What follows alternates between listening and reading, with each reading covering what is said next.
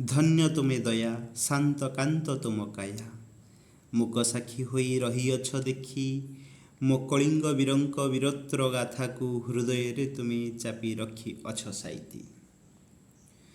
ଜୀବନ ପଛେ ଯାଉ ମୋ ଉତ୍କଳ ମାତାର ଶିର ତଳୁକୁ ନ ହେଉ, ବୋହି ଯାଉ ପଛେ ସେ ରକ୍ତର ସ୍ରୋତ, ଜୀବନ ଶୂନ୍ୟ ହେଉ ପଛେ ଏ ତନୁ ଶରୀର।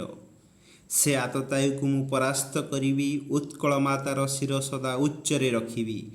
ଯାହାର ଥିଲା ଏ ଦୃଢ଼ ପ୍ରତିଜ୍ଞା, କେମିତି ବିବା ମୁଁ ତାଙ୍କୁ ଭୁଲିଯିବି ବୋଲି ଶାନ୍ତି ସ୍ତୂପ ଉପରକୁ ଆସୁଥିବା ତାର ରୂପକୁ ଦେଖୁଥିବା ନିତ୍ୟ ନୂଆ ଯାତ୍ରୀଙ୍କୁ ସତେ ଯେପରି ଜୀବନ୍ତ ସାଜି ବୀରତ୍ୱର ଗାଥାକୁ ଗାନ କଲା ଭଳି ପ୍ରତୀତ ହୁଏ ଏବଂ ଶାନ୍ତି ସ୍ତୂପ ବି କୁହେ, ହଁ ମୁଁ ସେହି ଶାନ୍ତି ସ୍ତୂପ, ଯେଉଁଠି ଥିଲା ଦିନେ ଅଶାନ୍ତର ରୂପ।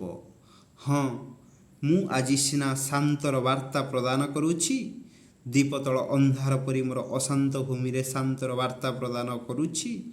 ସେ ପୁତ୍ର ହରାଇଥିବା ମାର ସ୍ୱର ସିନା ପରିବର୍ତ୍ତନ କରିଦେଲା ଆତତାୟୀର ଅହଙ୍କାର। ସେ ସ୍ୱରକୁ ନିଜକୁ ସଜାଇ ଦେଲା ଆଲେକ୍ଜାଣ୍ଡର ଦି ଗ୍ରେଟ୍। କିନ୍ତୁ ମୋତେ ମୋ ଉତ୍କଳ ମାତାର ବୀର ସନ୍ତାନଙ୍କ ସ୍ମୃତିକୁ ଶାନ୍ତିର ନିଦ୍ରାରେ ଶୟନ କରିଥିବାର ଦୃଶ୍ୟ, ମୋ ଉପରେ ସେ ଦୟାନଦୀ ରୂପୀ ମାତୃଗର୍ଭରେ ଶୟନ କରିଥିବା ରୂପକୁ ଦେଖି ଅତୀତର ଗର୍ବକୁ ମୋର ବୀର ସନ୍ତକଙ୍କ ନିକଟରେ ବାର୍ତ୍ତା ପ୍ରଦାନ କରି ମୋତେ ବି ଶାନ୍ତ ଲାଗୁଛି।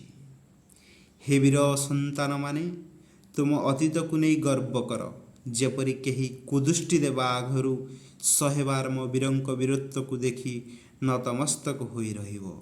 ଏତାଦୃଶ ବାର୍ତ୍ତା ପ୍ରଦାନ କଲା ଭଳି ପ୍ରତୀତ ହେବ ଶାନ୍ତି ସ୍ତୂପ। ଧନ୍ୟବାଦ।